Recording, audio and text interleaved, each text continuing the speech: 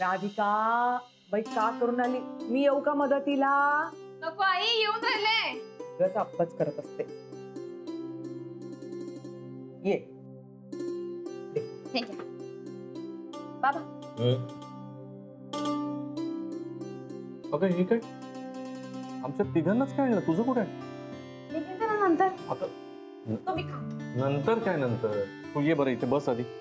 बस म्हटलं ना. अहो घेते ना मी. बस इथे राधिका. असं काऊन करतो तुम्ही? याला काय अर्थ आहे? आपण तिघांनी खायचं आणि तिने बस. थांब जरा.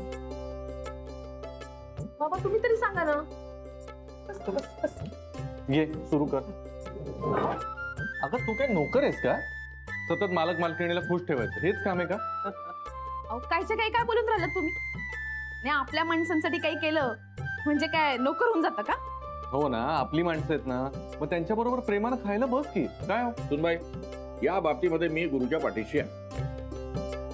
हा मुद्दा पटला आपल्याला. हेच आपलं तेच आहे नेहमीच. नाही तुम्ही आटपून घ्या, तुम्ही जेवण करा, नाश्ता करा, नंतर मी बघेल. कसला प्रकार आहे?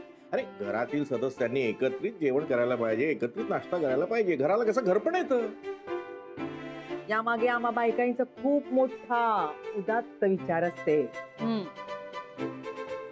काय उदात्त? असे मोठे मोठे शब्द वापरत जाऊ नको, माझ्या डोक्यावरून जातात. कसं असतं माहितीये का? कधी कधी अन्न कमी जास्त होते का नाही? मग अन्न जेव्हा कमी होते ना तेव्हा आम्ही बायका कमी खातो असं सावरून नेतो आम्ही.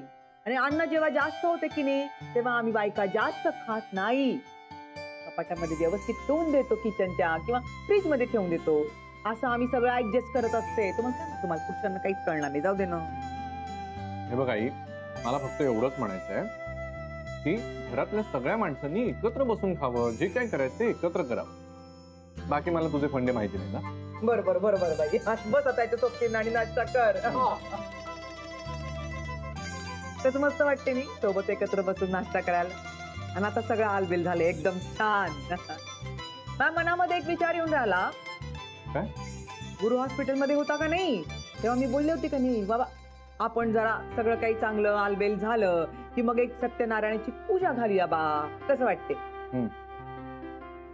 आणि आता तुम्हाला दोघांनाही वेळ आहे तर मग म्हटलं घालूया एक पूजा नाही का? म्हणजे फार काही नाही बरं का, पण आपल्या जवळच्याच सगळ्या माणसाईना बोलवूया.